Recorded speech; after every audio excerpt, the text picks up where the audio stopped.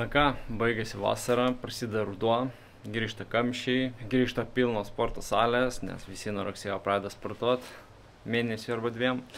Bet mes pakalbėkime ne apie tai.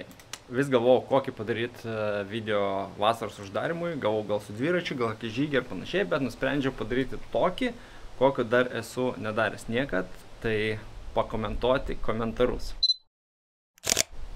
Jo, išrinkau tokius kelis įdomesnius komentarus, kuriuos radau po savo video šiais metais.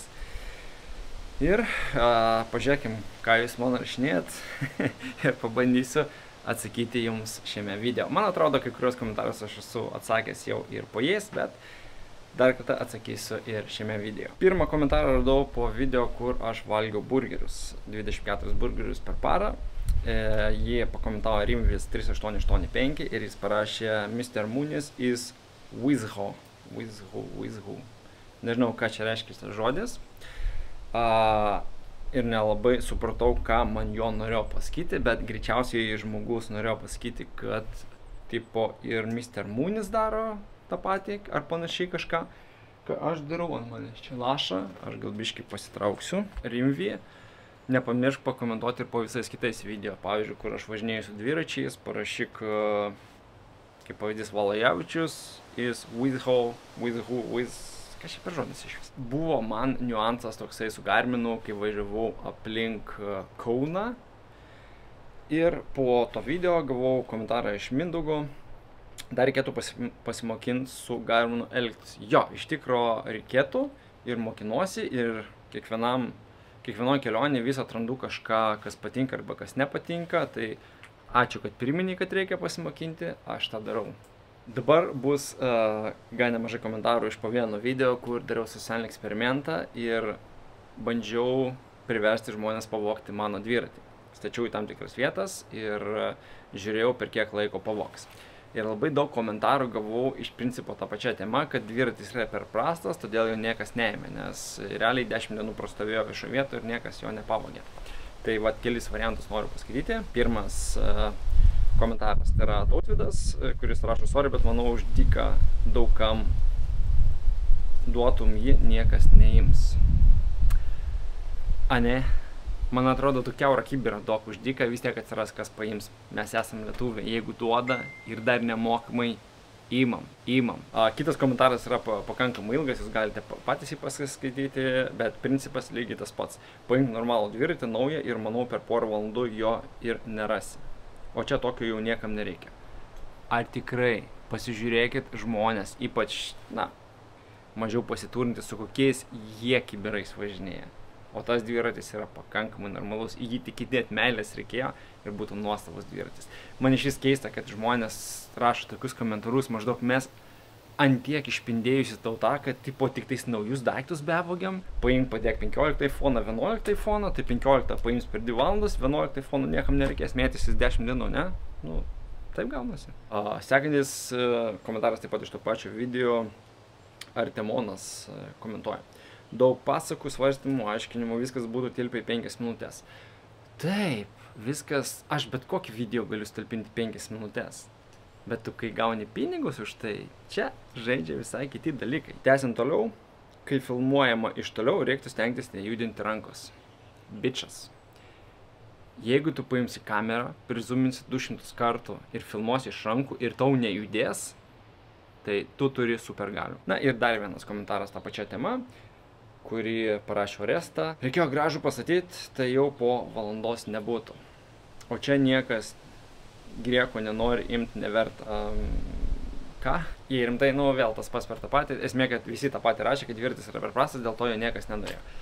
Palikite tokį dviratį kokiausiai Šiauliuose, kokiam Panevėžy, tai dar nespėsi nusisukti, nueiti nuo dviračio, jo jau nebebus. Taip, kad nesekait jūs man čia pasako. Tada dar vienas komentaras yra iš video, kur aš filmavau savo šių metų dviračio setupą ir Paulius pakomentavo, nežinau, tavo kamera lenzė brangi, bet vaizdelis kaip iš GoPro.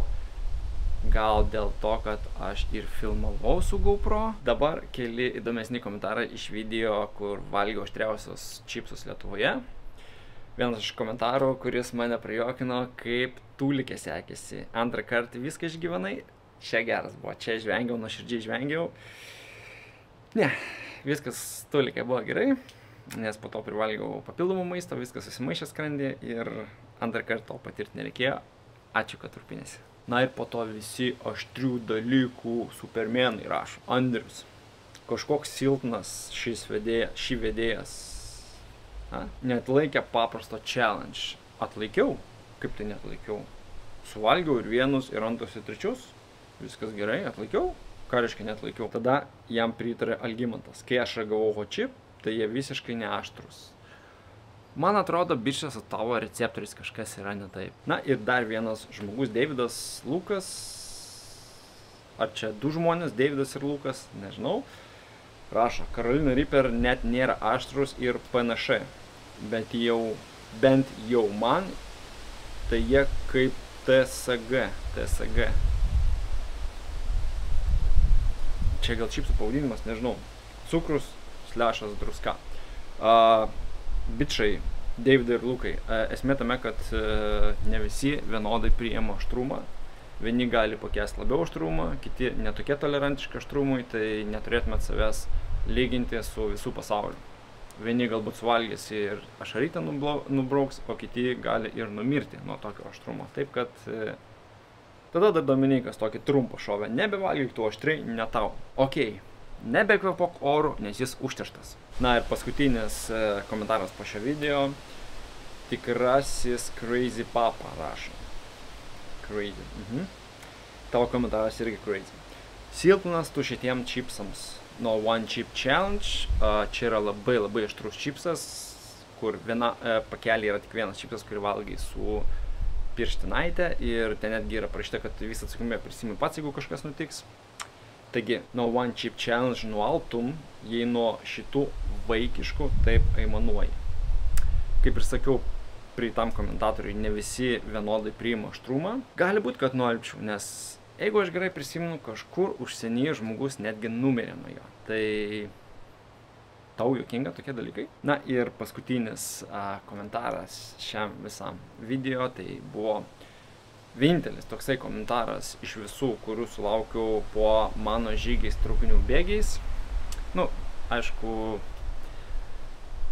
kas ten per žygis buvo, jūs galbūt labiau suprastumėte, jeigu pažiūrėtumėte tą video, nes ten ne visai tai buvo, ką aš planavau. Nu, bet komentaras iš Mariuks X gale. Nu, tai Mariuks jau įsivaizduoju. Skista kiaušis, rašo man visai. Nu, neskista lygtais. Jei jau darai kontentą, tai daryk iki galo. Jo, teisingai sakai. Jeigu jau lipi į Everestą, tai lipk iki galo. Jeigu jau sugalvoji eiti linų tarp pastatų ir užėjo audra, eik iki galo. Jeigu jau sugalvoji šokti lynu nuo tilto į upę ir upė yra labai patvinusi ir pakilusi ir tu kalsi su galva kaip į sieną, varyk iki galo. Taigi, Mariuks X gale, jeigu kartais pjausi kokį nors pyragą, įsipjausi į ranką, tai varyk iki galo.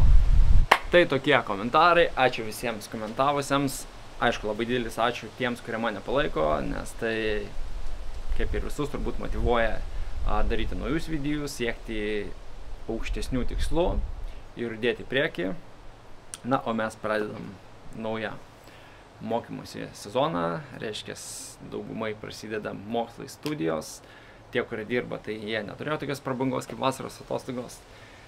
Tai visiems linkiu susimti gerai pavaryčiais metais, siekti savo tikslų ir galbūt pradėti kažką naujo, kas juos padarys geresniais žmonėmis. Ačiū, kad žiūrėjote ir iki susitikimo.